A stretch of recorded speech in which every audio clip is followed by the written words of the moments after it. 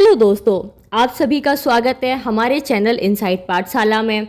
आज हम बात करने वाले हैं इसरो कैसे बना, इनको स्पार्क की स्थापना कब हुई। क्या आप जानते हैं स्पेस जगत के दिग्गज ऑर्गेनाइजेशन इसरो की कहानी?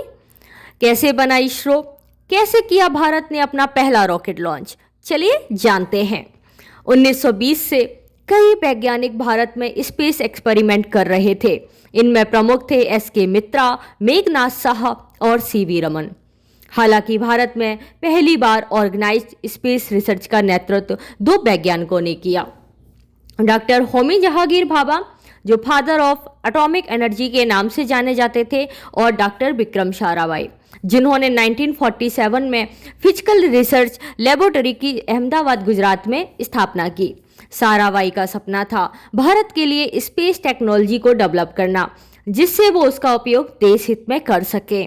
और उनके सपने को इंस्पिरेशन मिली जब 1957 में रसिया ने स्पुतनिक फर्स्ट सैटेलाइट को लॉन्च किया। भारत जैसे उभरते देश के लिए महंगी स्पेस टेक्नोलॉजी डेवलप करना एक बड़ा चैलेंज था, लेकिन इस चैलेंज के बावजूद भारत को स्पेस एज का हिस्सा बनने के लिए डॉक्टर साराभाई और डॉक्टर होमी जहांगीर भाभा ने प्राइम मिनिस्टर नेहरू से मिलकर स्पेस पे इन्वेस्ट करने के लिए कन्विंस किया। तब जाकर 1962 में डॉक्टर साराभाई की लीडरशिप में Indian national committee for space research यानी इनको स्पार्क की स्थापना हुई। डॉक्टर साराभाई के एफर्ट से नासा ने भारत को अपना रॉकेट नाइकी अपाचे देने का एग्रीमेंट साइन कर लिया। अब इनको स्पार्क को ऑब्जेक्टिव था इस रॉकेट को सक्सेसफुली लॉन्च करना, पर इसके लिए उन्हें चाहिए था एक लॉन्चिंग स्टेशन।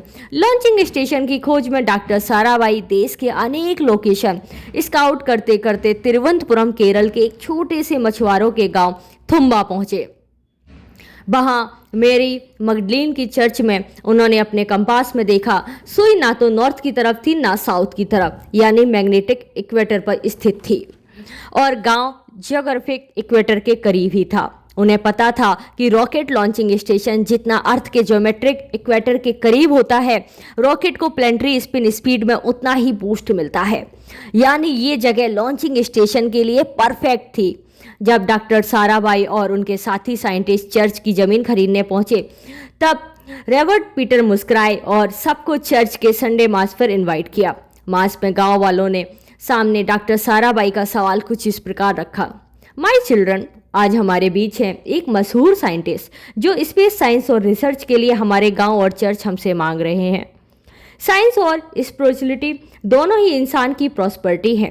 साइंस हमारे जीवन को सुधारने की कोशिश करता है और स्पिरिचुअलिटी हमारे माइंड, यानी विक्रम और मैं दोनों सेम काम करते हैं। तो बताइए, क्या हम ईश्वर का ये घर इस साइंटिफिक मिशन के लिए दान कर दें? उनके शब्दों को सुनकर गांव वालों ने परमिशन दे दी और केवल 100 दिनों में गांव रिलोकेटेड हो गया।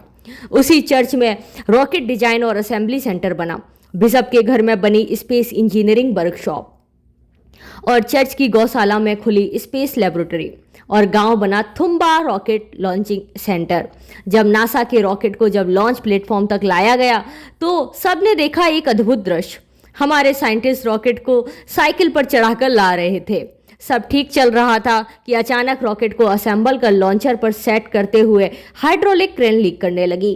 किसी तरह जब साइंटिस्ट रॉकेट को मैन्युअली पोजीशन में लाए, तब उन्होंने देखा कि रिमोट लॉन्च सिस्टम से ही मेल फंक्शन है। मेल फंक्शन को ठीक करते करते शाम हो गई। आखिरकार लॉन्च का समय आ गया।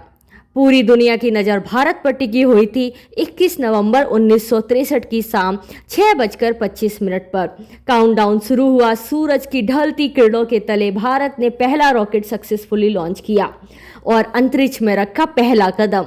देश के 22वें इंडिपेंडेंस के अवसर पर 15 अगस्त 1969 को इनको स्पार्क को मिला एक नया रूप और जन्म हुआ इसरो का, इंडियन स्पेस रिसर्च ऑर्गेनाइजेशन।